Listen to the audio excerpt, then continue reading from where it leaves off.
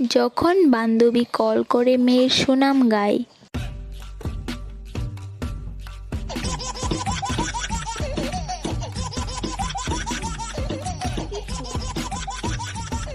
Sure তাই মায়ের লোক কিছু হয়েছে, অনেক সুন্দর দৌড় শুরু করবো তাই মায়ের গুণগান।